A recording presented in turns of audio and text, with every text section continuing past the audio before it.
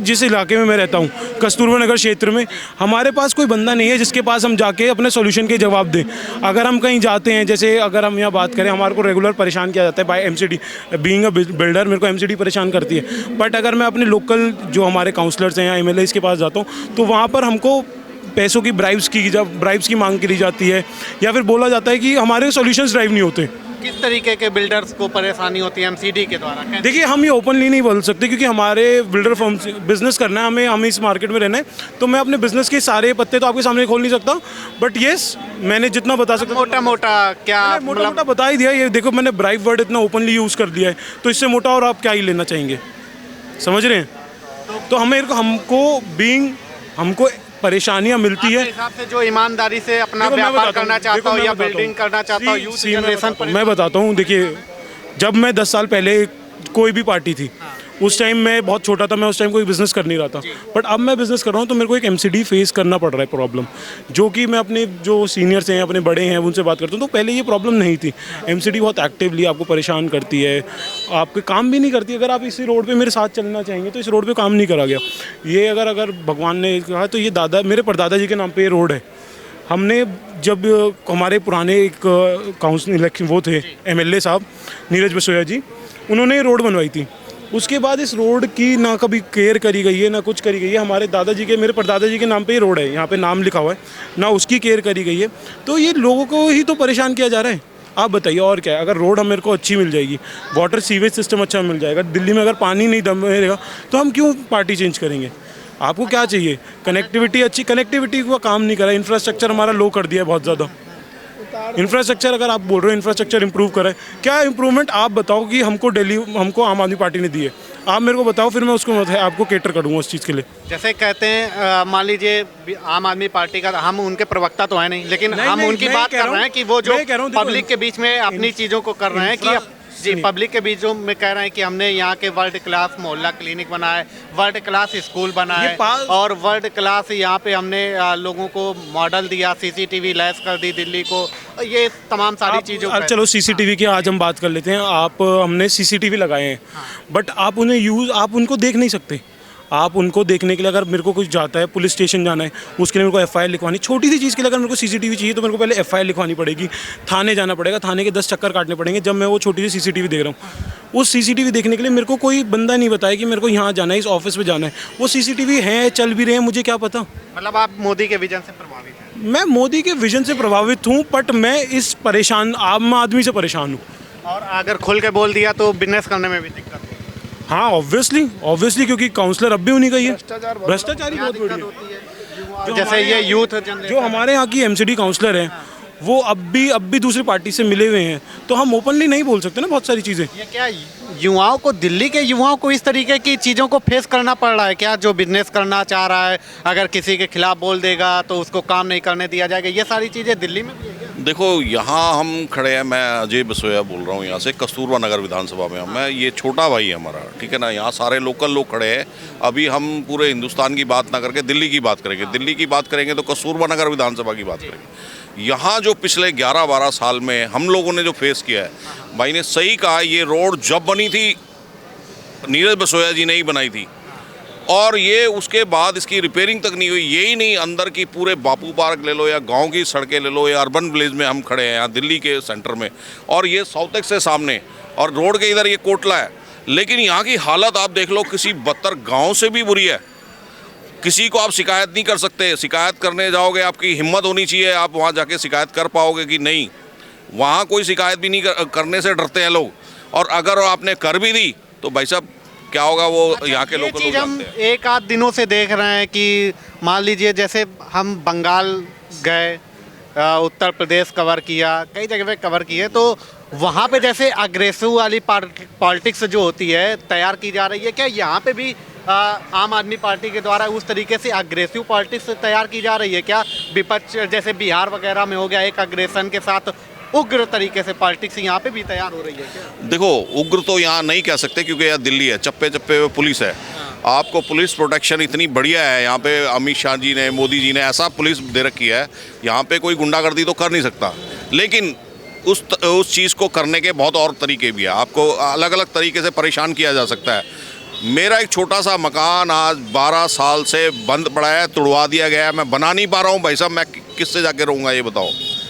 ये अब मैं क्या बताऊँ, ये अभी भाई साहब ने वो बताया ना, आप अपना घर नहीं बना सकते, आप बाथरूम नहीं बना सकते। बाथरूम बनाओगे वहाँ पे एमसीडी के लोग भेज दिए जाएंगे, प्रशासन के लोग भेज दिए जाएंगे। ये अपना मकान नहीं बना पा रहे हैं, बाथरूम साहब नहीं है। यहाँ हर पैसे देने पड़ते हैं, पैसा भाई मांगते साहब हैं बस सीधा। मैं खुल के नहीं बोल सकता, क्योंकि यहाँ हम खड़े हैं, जहाँ आप तो चले जाओगे, हमें यहीं रहना है। तो हमें यहाँ रहना है, तो अब कैसे रहेंगे फिर, ठीक है ना। तो ये है, आप अभी इलाके में घूमोगे, इलाके में डेवलपमेंट कुछ नहीं हुआ है। उसने बोला था पेरिस लंदन बनाऊंगा, यहाँ इतना घुटनों पानी था यहाँ पे, यहीं पे जहाँ पे आप खड़े हो, थोड़ा सा आगे जाओगे घुटनों पानी था। भाई साहब कोई रोड बनी नहीं है, गली बनी नहीं है, किसी का काम कुछ हुआ नहीं है 12 साल में। नीरज बसोया 12 साल पहले थे, उन्होंने जो काम किया है उनके काम बोल रहे हैं आज, जो पब्लिक उन्हें याद कर रही है उनके काम की वजह से याद कर रही है।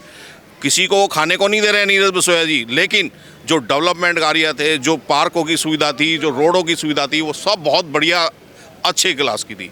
आज जो मैं कहूँगा कि किसी बिहार यूपी या किसी पिछड़े हुए गांव में चले जाओ, उससे बदतर ज़िंदगी हम यहाँ साउथेक्स जैसी जगह में, हार्ट ऑफ दिल्ली है, हार्ट ऑफ दिल्ली है ये, और यहाँ पे ये हाल है। आप जाओगे ना कहीं कीचड़ में घुस जाओगे, रोड टूटा हुआ मिलेगा, गाड़ी आप ठीक से चला नहीं सकते, पार्किंग की सुविधा आज तक नहीं हुई है यहाँ पे।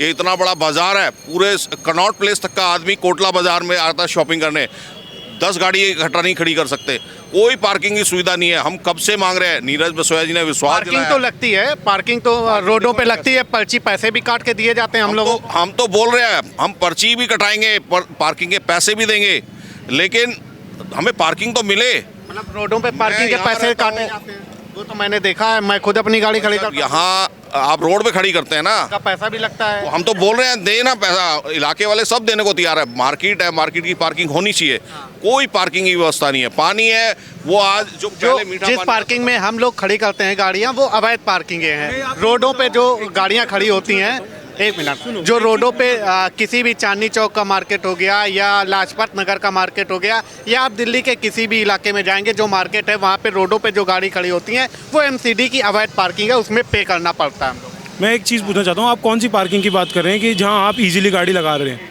कौन सी वाली पार्किंग की बात कर रहे हैं आप? मतलब ये जो रोडों पे खड़ी होती हैं, तो अगर हम यहाँ गाड़ी खड़ी कर रहे हैं तो मैं यहाँ का पैसा दूँ, मेरे घर के साइड में मैं गाड़ी लगा रहा हूँ, क्या मैं ये पैसा दूँ?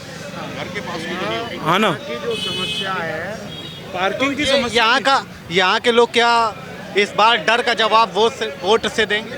बिल्कुल, वोटर का राइट है भाई साहब, वो लड़ नहीं सकता आपसे, सामने भिड़ नहीं सकता, लेकिन उसकी जो एक वोट में जो दम है ना, वो दम दिखाएगी इस बार दिल्ली की जनता, और दम दिखाएगी तो पता चलेगा, केजरीवाल के कान वहाँ से खुल जाएंगे। यहाँ वहाँ बैठा है ना जो, जहाँ पे जो लंदन पेरिस के सपने दिखाता था और हमारी ज़िंदगी बदतर कर दी है, उसको नज़र आ जाएगा एक वोट का जो पावर है ना, वो वोटर आज पावर दिखाने के लिए खड़ा हुआ है।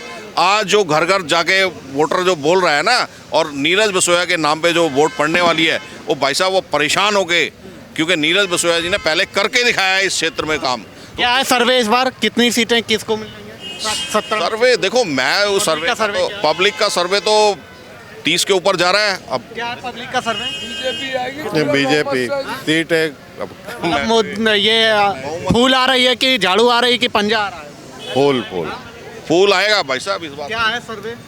सर्वे में भाजपा है, सबको पता है। देखो ये जो कस्तूरबा नगर विधानसभा है ना, इस दिन का यहाँ की जनता ना 5 साल से इंतजार कर रही है कि इन सब चीजों का 5 तारीख कब आए और कब हम कमल का बटन दबाए और यहाँ से विरोधियों का सफाया करे। नेता नहीं, आम जनता। आम जनता। हाँ, क्यों सफाया किसका? उसका उदाहरण, झाड़ू वाला सफाया? उसका उदाहरण लोगों ने बताया, तो जो लोगों ने बोली है बात वो सच है। क्या है आपके हिसाब से, क्या सच है? भाई लोगों, देखो नेता का मतलब क्या होता है? नेता ये होता है कि आप नेता बने, आपके गाँव हम जनता है, हमारे घर में कोई परेशानी, हमने आपको फ़ोन करा, आपने हमारा फ़ोन उठाया, उठाने के बाद हमने बताया भैया हमारी ये परेशानी है, आपने कहा चलो मैं कोशिश करता हूँ, आपने अधिकारी को फ़ोन करा, कोशिश करी, हमारा काम हुआ नहीं हुआ वो अलग बात है, लेकिन अच्छा, आम पब्लिक को किस तरीके के काम पड़ते हैं, मतलब नेताओं से? जैसे मान भाई लीजिए रोड का काम है, सीवर का काम है, पानी का काम है, और क्या काम है जनता को? छोटे मोटे रोजगार है, वो काम है। कोई किसी को धमकी ना दे, सताए ना, तंग ना करे। बिजली वाले यहाँ इन गाँव में बिजली की बहुत बड़ी समस्या है। किस तरीके की धमकी, दिल्ली में बताइए ना हमें, किस तरीके की धमकियाँ? भाई जो नेता बन जाते हैं वो दबंग गुंडाई करते हैं, गरीब लोगों को सताते हैं। कोई आदमी अगर, अब जैसे हम चुनाव यहाँ चल रहा है दिल्ली में, अब हमारा मन नहीं है किसी लोग आदमी को वोट देने का, वो तो हमारा अमूल्य वोट, हमारा अधिकार है, लोकतंत्र में हमें मिला है। लेकिन विरोधी दल का आदमी देखेगा तो वो रात को फ़ोन करेगा उसके भाई को, एक दूसरे को, यार ये गलत बात है, ये ऐसे नहीं होना चाहिए भाई, कल को हम नेता है देख लेना। इस तरह का माहौल होता है। तो दिल्ली में भी ये माहौल बनाया जा रहा है क्या, यूपी बिहार वाला और पुराना जो यूपी था? कुछ विधानसभाओं में ऐसा माहौल है ऐसा माहौल, और उनके आगे तभी तो भाजपा ने भी ऐसे लोगों को उतारा है। तो कौन पार्टी बना रही है इस तरीके का? आम आदमी पार्टी के लोग हैं। केजरीवाल खुद गुंडा है, बताइए, उसने गुंडागर्दी नहीं करी। पहले एक अधिकारी को अपने उसमें पीट दिया उसने, फिर उसके जो शीश महल है उसके अंदर एक महिलाएं के साथ, उसके स्वाति मालीवाल के साथ उसके गनर या जो भी अधिकारी, उन्होंने बदतमीजी कर दी। मैं आपके घर आऊँ, आपका नौकर, कोई भी व्यक्ति मेरे साथ बदतमीजी कर सकता है आपकी सहमति के बगैर? नहीं कर सकता। आपको चाय पानी पिलाएगा, आराम से सम्मान करेगा। तो वो कहीं ना कहीं प्लान था ना। तो केजरीवाल खुद गुंडा है, ये सच है, इस बात को मैं झूठ नहीं बोल रहा, ये सच है, जनता को ये पता चल गया है।